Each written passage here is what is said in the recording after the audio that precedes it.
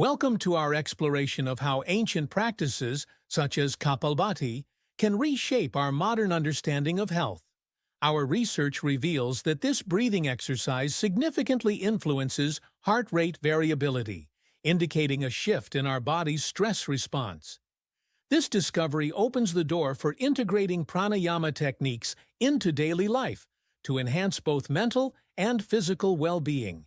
Our investigation delves into the connection between breath and brain function, which is vital for overall health.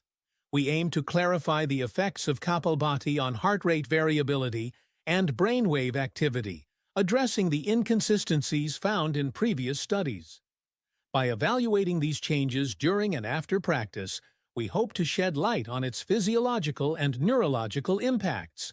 Our findings indicate that practicing Kapalbhati significantly enhances heart rate variability, which is essential for optimal autonomic function.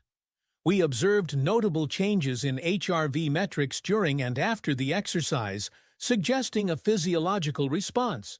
However, there were no significant variations in brainwave activity compared to baseline measurements.